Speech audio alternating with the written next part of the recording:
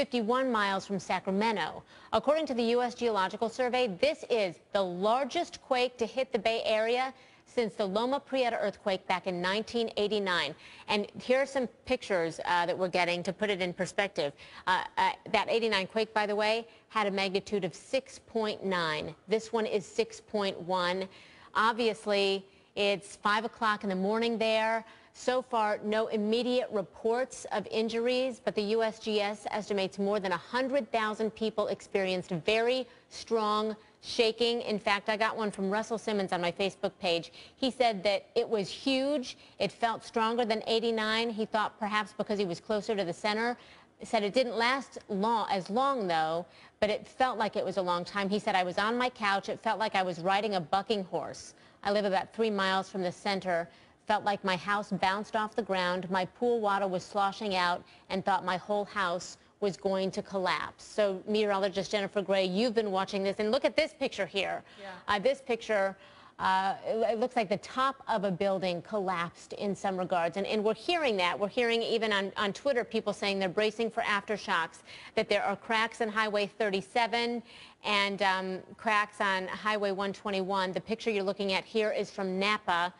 Again, which was closest, right, Jen, to the epicenter? Yeah, it was just about 6 miles south of Napa, and these are brick buildings. We're seeing bricks on the ground. You know, these buildings are having trouble, foundations, things like that. So we've already seen several aftershocks. You can see the map right here, Google Earth. We have it pulled up right where this happened. If we can zoom in just a little bit, you can see there's the 6.1 magnitude right there. You can see the largest dot and all these little dots around it. Those are those aftershocks. And you can expect aftershocks sometimes several days after. Of course, the next 24 hours will be crucial, but we could expect aftershocks for several days from now, and so it is going to be a crucial moment for the next 24 hours. But some of these photos that we are seeing, of course, very, very scary right there by the center, Christy, and we're talking about this being the strongest one since that 1989 earthquake, and that was when the World Series were going on. The Giants were in the World Series, and it happened during the game, and so they do think that since the game was going on, that's why there wasn't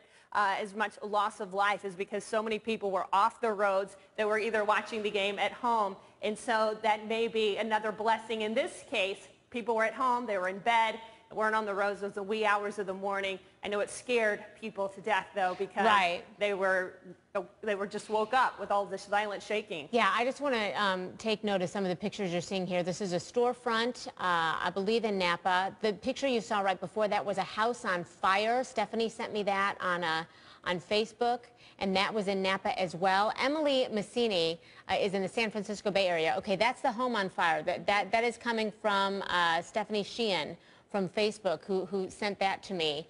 Again, she's in Napa, but Emily Massini is with us right now. And Emily, you are in the San Francisco Bay Area? Yes, that is correct. I'm actually right in the city of Napa. Okay, so what did you feel? And I know we're looking at some of your pictures too, by the way. Yes, I was asleep and was woken from my fairly deep sleep. It felt like a ride. It felt much like being on a roller coaster, and felt like it was for much longer than it actually was. Felt like it was occurring for about 5 minutes before I really fully realized what was going on.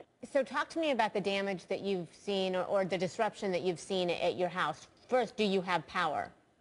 I do not have power. We do not have water. I'm first of all thankful that I'm okay and everyone that I know is okay as well, too. I've got a lot of broken wine being here in Napa. We all tend to collect wine, so I have wine all over my kitchen and glass and pictures off the wall and books off of bookshelves and so on. So now, have you ever been through an earthquake before?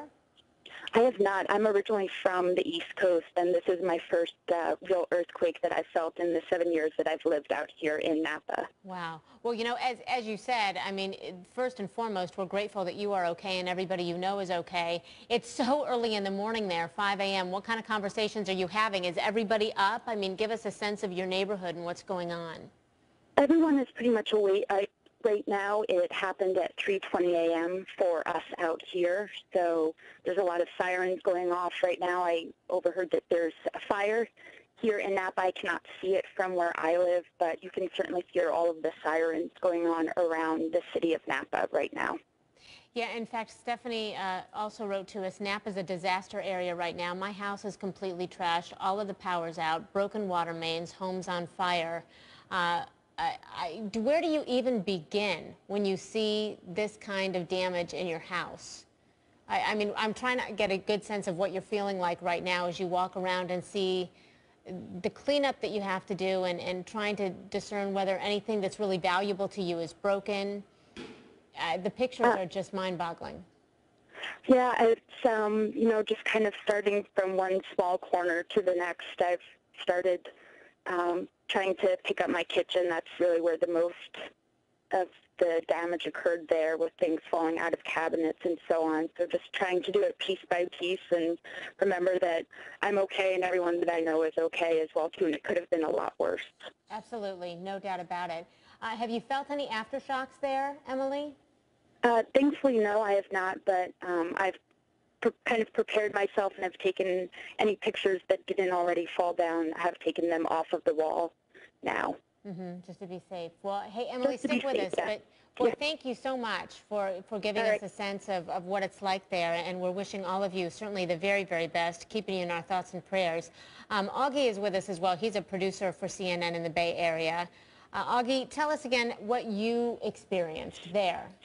Yeah, well, I'm actually about 25 miles south of the epicenter in San Francisco proper, and it felt like a pretty good quake. It was one of the rolling types of quakes, so it wasn't a super sharp jolt, but it was sort of a consistent rolling, soft type quake that lasted, I'd say, probably about 25 or 30 seconds.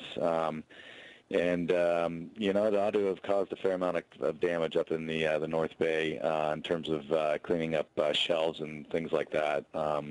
Closer you get to the quake, the heavier the shaking should have been. So we're seeing a lot of pictures of damaged, you know, stores and shelves and kitchens and that sort of stuff. So the unreinforced masonry buildings would probably be the ones to be the most concerned about.